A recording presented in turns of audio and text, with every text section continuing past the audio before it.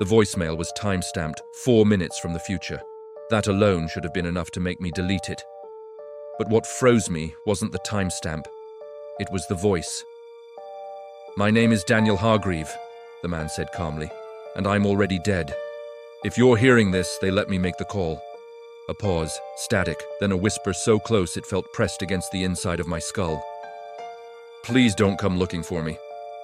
That's where the previous video cut. That's the message you weren't supposed to hear again. But tonight, we go back. Because an hour after that voicemail appeared on my phone, a sealed FBI case file resurfaced, one that officially did not exist. No digital trail, no archive number. Just a physical folder, dropped inside a public library book returned in Flagstaff, Arizona, wrapped in brown paper and marked with a single word in red ink, "Returned." I didn't open it there.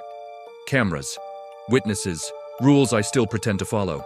I waited until I was alone in my car, parked beneath a flickering streetlight that buzzed like it was short-circuiting under the weight of what it knew. Inside the folder were photographs, Polaroids, grainy, old, people standing in doorways, at bus stops, in motel parking lots, all of them looking directly at the camera, all of them smiling. And in the background of every single photo, barely visible if you weren't a T looking for it, was the same thing.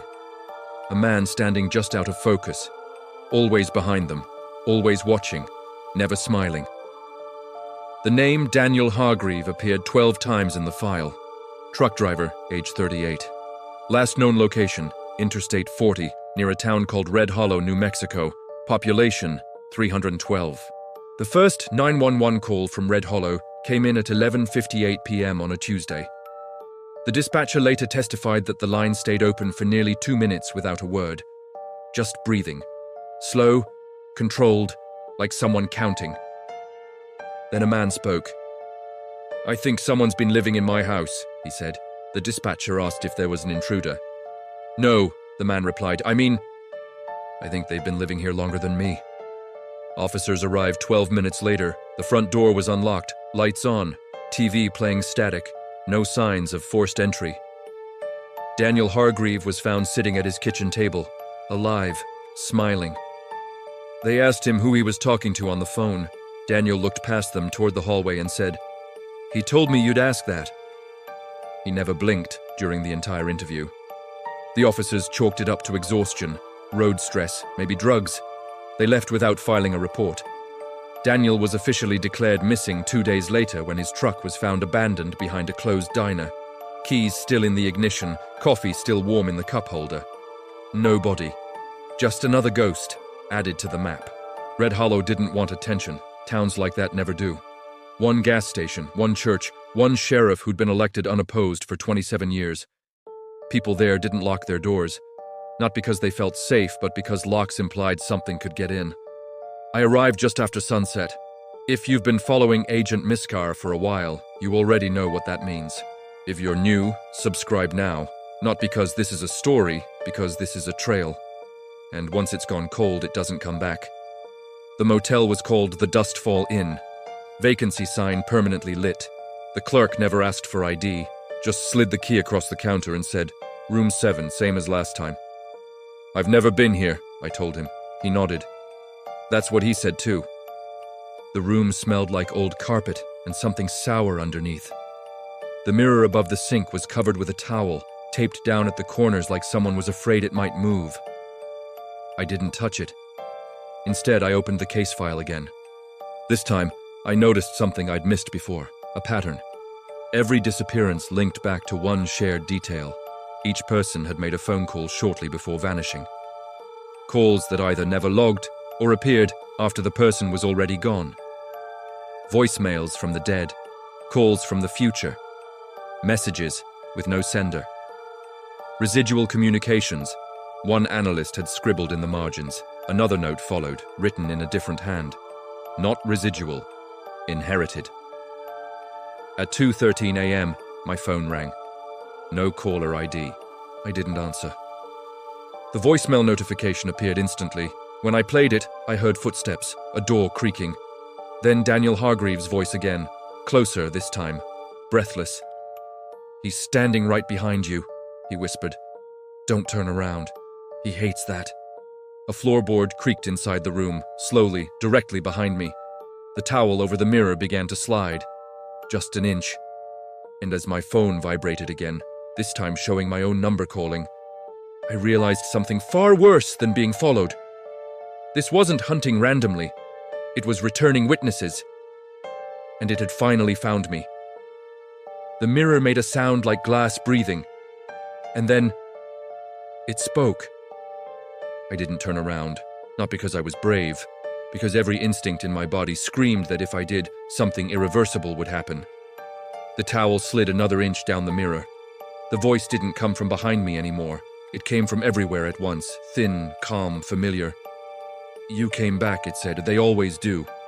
The mirror reflected the room wrong. The bed was closer. The walls leaned inward. And in the corner, just behind where my shoulder should have been, someone stood. Tall, still, slightly out of focus. I grabbed my phone and bolted out of the room, down the motel stairs, into the parking lot where the night air burned my lungs. The Dustfall Inn looked empty. No lights, no clerk, no cars except mine. But in the rearview mirror, the motel sign flickered, and for a split second, the vacancy sign spelled something else. Occupied. I drove until Red Hollow disappeared behind me, then kept going until the road turned into nothing but desert and static radio stations. That's when the call came again. Same number, mine. I answered without thinking. "You're doing it wrong," my own voice said. "You're supposed to listen." The line crackled, then another voice joined it. Daniel's. "He doesn't leave places," Daniel whispered. "He waits for people to notice him." I slammed the brakes. In the middle of the road stood a man, not blocking the car, not moving, just standing there slightly off-center, like the world hadn't rendered him properly yet. Head tilted, watching. When my headlights hit him fully, he vanished. No sound, no motion, just gone.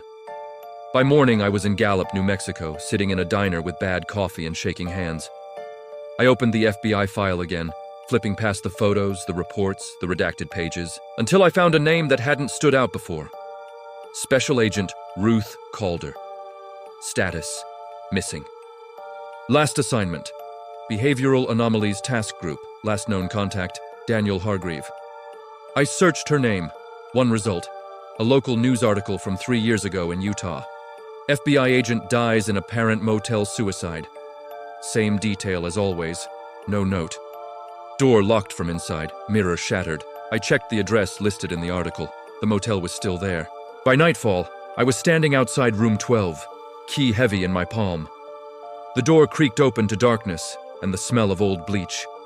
The mirror above the sink was intact, but scratched. Dozens of lines, deep, frantic, words carved over each other until they blurred. "It uses us to stay," my phone buzzed. A text this time. Unknown number. You see it now. That's why it picked you. The TV clicked on by itself. Static. Then grainy footage. Security camera video, room 12, 3 years ago. Agent Calder sat on the bed, hands trembling. She looked directly at the mirror and whispered, "I won't smile. I won't let you in." Behind her reflection, something smiled anyway. The footage ended abruptly. I backed away from the mirror, heart pounding. That's when I noticed the bathroom door. It was closed. I hadn't closed it. A soft knock came from the other side. 3 taps, slow, familiar. And Daniel's voice whispered through the door. He's closer now. And this time, he's not alone. I didn't open the bathroom door. I stood there, frozen, listening to breathing that didn't belong to anyone alive. It wasn't rushed. It wasn't nervous. It was patient, like it had all the time in the world because it did. "Daniel?" I said quietly. The breathing stopped. Then came a sound that made my stomach drop. Laughter, soft, controlled, familiar. "You still think I'm the one trapped?" Daniel's voice asked from the other side. "You're standing in the room!" That means it already worked. The bathroom light flicked on by itself, glowing through the crack under the door.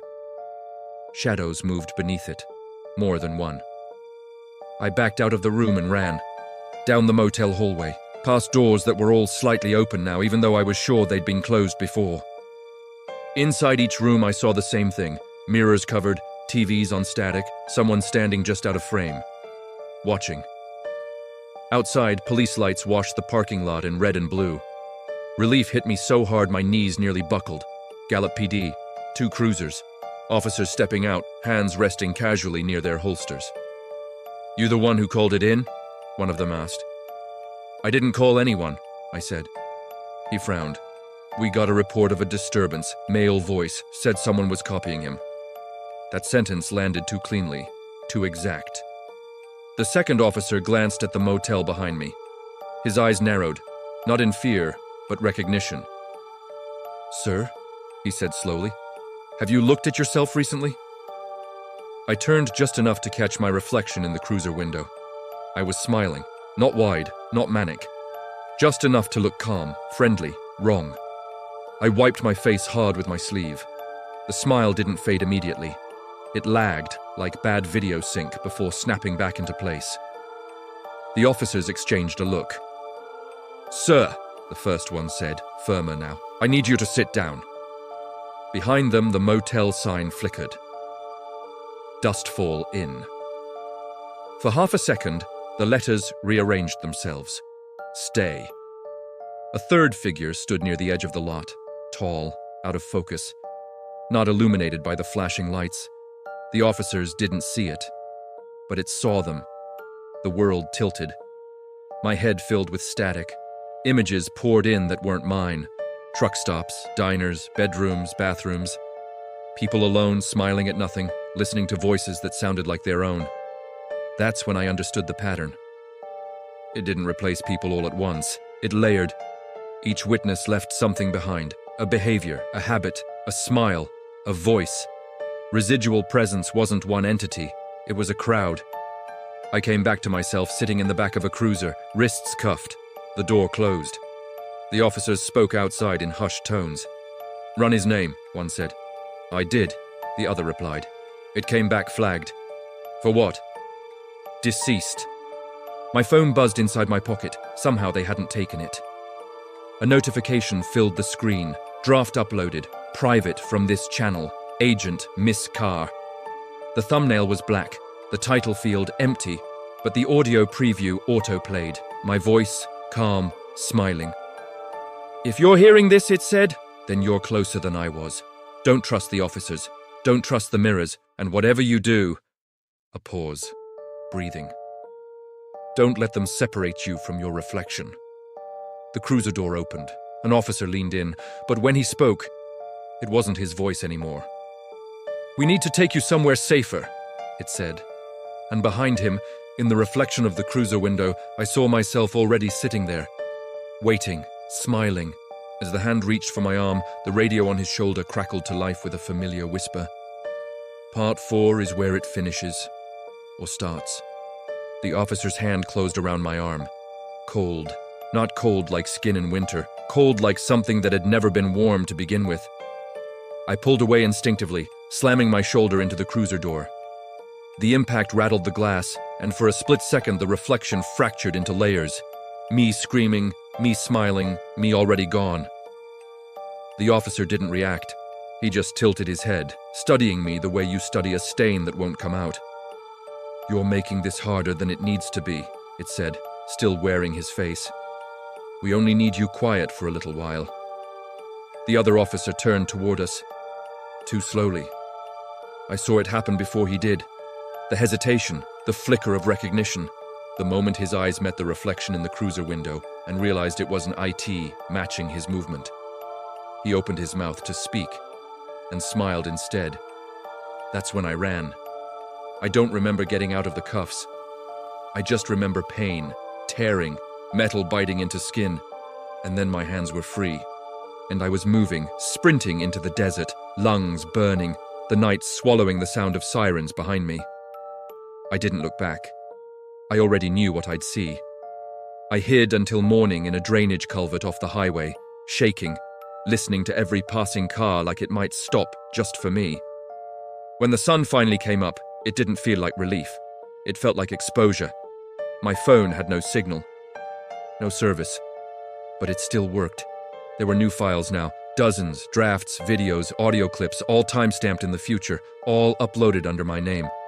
In every one, I was calm, composed, smiling, explaining things I didn't remember learning. "It doesn't chase," one video said. "It waits to be recognized." "It doesn't kill," another whispered. "It convinces." The last file made my hands go numb. A scanned document, an FBI internal memo marked redacted, closed. Project name, lookback, objective. Study residual identity persistence after prolonged self-observation and isolation. Outcome, uncontainable.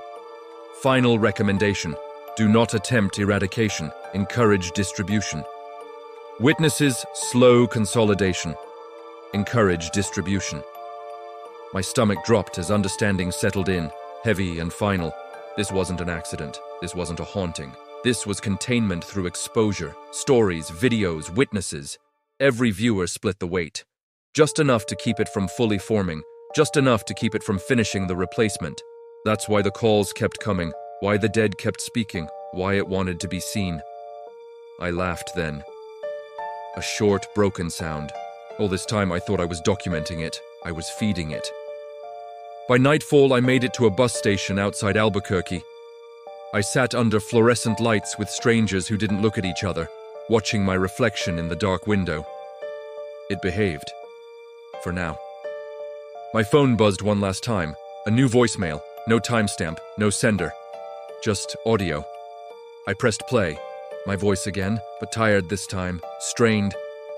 "If you're hearing this," it said, then I didn't stop it. I just delayed it. A breath. "You're part of it now.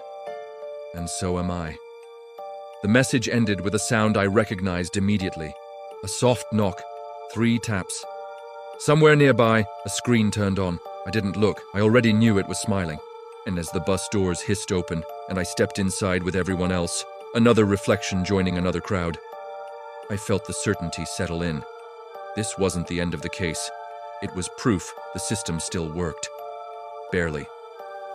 My phone vibrated again as the bus pulled away. A notification from this channel. New draft created. No title, no description. Just a single attached file. Length, 23 seconds. And a note beneath it, written in a hand I no longer trusted to be mine.